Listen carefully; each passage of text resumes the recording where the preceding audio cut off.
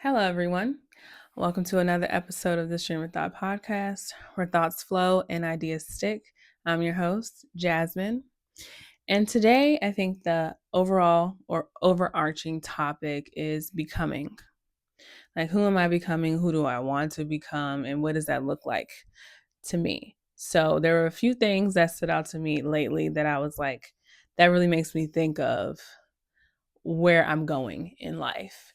Um, so the first thing, and I don't know what comedian said this, but I like when comedians, and maybe they all do this, I don't know, but or I'm just going off of the ones that I listen to. They're funny, but in the end, they leave you with something that makes you think. And that I really like because there's a message in it. So it was one comedian that I don't remember.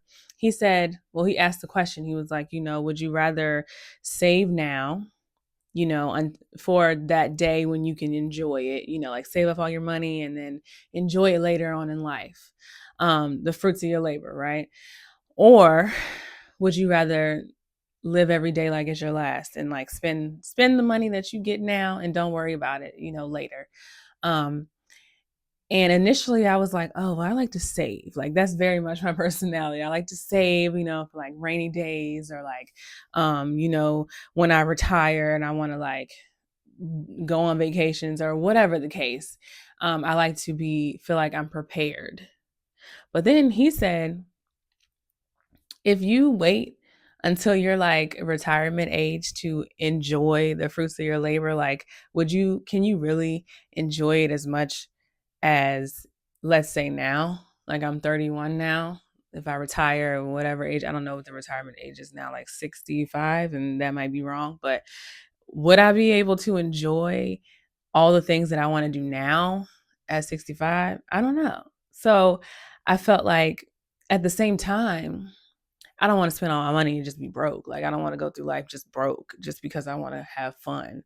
But I think that there is a happy medium and there is a balance, or there should be a balance between the two. Don't just not ever do anything and not enjoy your life, and because you're afraid that you're going to be broke. Um, but also don't make yourself broke. So that was like, I don't know if that was his ending or if that was like mixed in the middle of his comedy show, but I was like, oh, that's interesting. That gives me a different perspective. And I feel like when it comes to me becoming who I want to be, maybe I need to relax a little bit when it comes to the saving, because I'm in a good spot, and I feel like I could loosen up and enjoy life a little bit.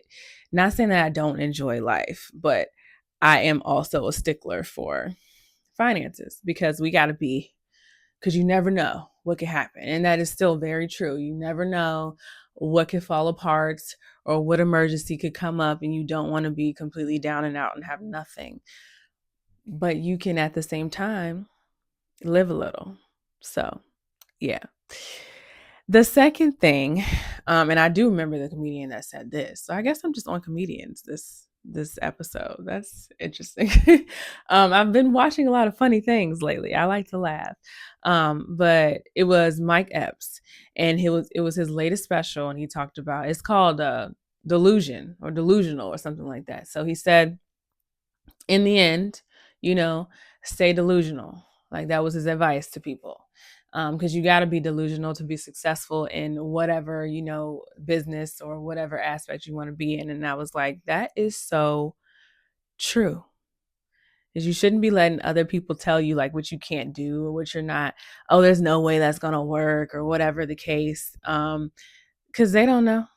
It could just be hate from other people. Like they just don't want to see you succeed, or they haven't done it, so they think it's not possible. It just sounds so outlandish or otherworldly to them that they just feel like, oh, well, there's no way anybody could do that.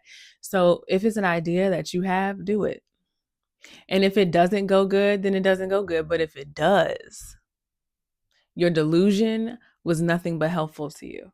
So I feel like that's a really good mindset to have.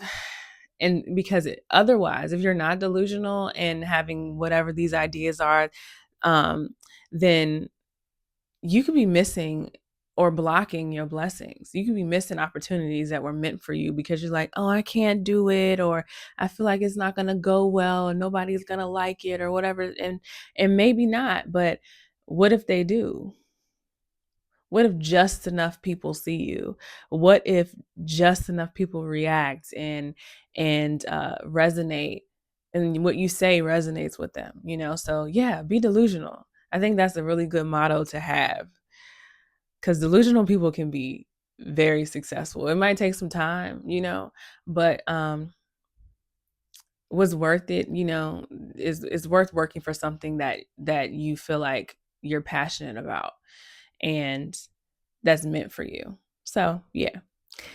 Another thing and this actually wasn't a comedian. This was, I don't know, I don't remember what this was. I think this was a podcast.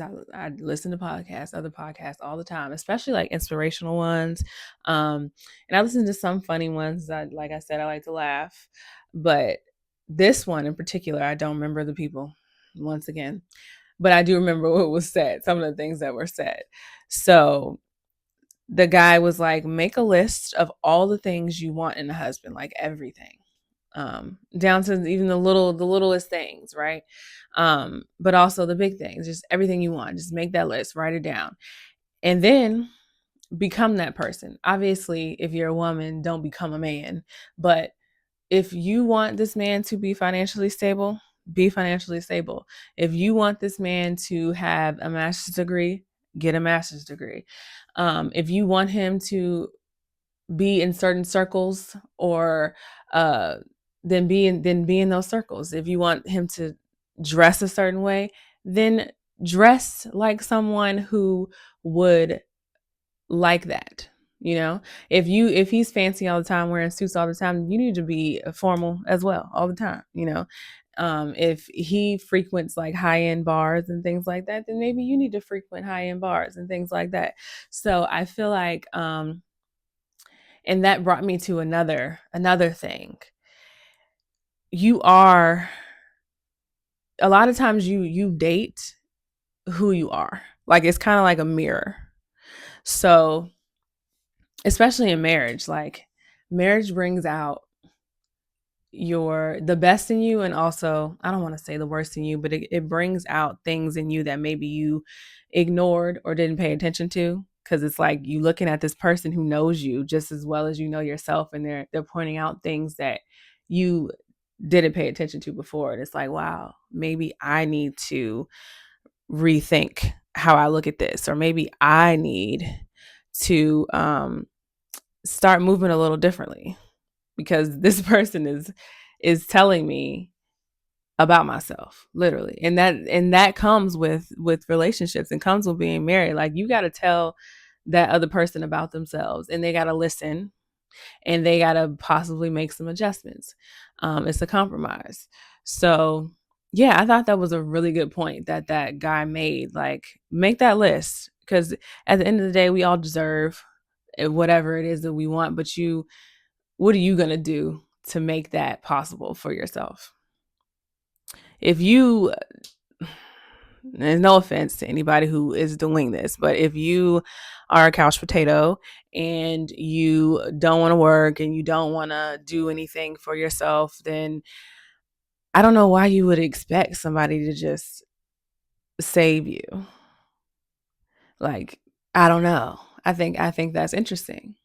I think that is really, or maybe that's just a mindset that I personally would never have, because I like to have my own stuff, and I like to come to the table with something more than just, a face or a body or whatever. Like, I got degrees. I work hard for everything that I have, and I'm intellectual, I'm deep, I'm smart, I'm all these things, right? And I feel like I would have to have a man that is also all those things. Is also all those things. So you need to be equally yoked. That's the saying that somebody always said to me. Like, when you're in a relationship, you need to be equally yoked with that other person, because otherwise it is uneven and one person is pulling way more weight than the other person, and it's just a lot. It's taxing on you, like physically it can be, but emotionally, like it's a lot to have to be everything in that relationship. And if I'm everything in that relationship, then I don't need to be in one. I think that's an interesting point as well. So what he said was very, very important. And he was a husband as well. I don't remember his name, but he was married and he had been married for years. And that's just the advice that he said he would give any like single person, or anybody that's looking for somebody, or even a married person. Like, you can, because sometimes you can get in a state to where you want to complain about the other person, and it's like, well, what are you doing? Self perception is very important in any situation, because none of us are perfect, but we all are like works in progress. So yeah. Um, One last thing is, I saw a quote that said, you gotta put some grind behind that prayer. So I was like, that's so true, because I pray every day. I talk to God all the time and random times, like, because prayer is just a conversation with God. So I just be talking, me and God. But I feel like you can ask God for anything, right? You can talk to God and say,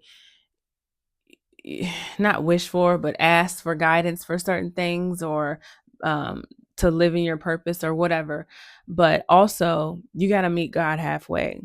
Like, what are you doing? What actions are you taking to make these things possible for yourself as well, so that He can open the doors? If you're just not doing anything, you're not doing anything to help Him, then, and to help yourself, then what are you expecting? You're expecting Him to just give it to you.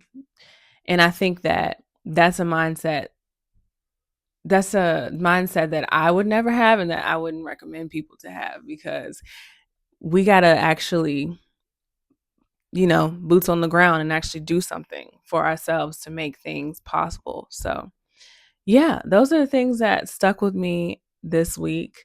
And I thank you guys for listening, and I will see you next time. Bye.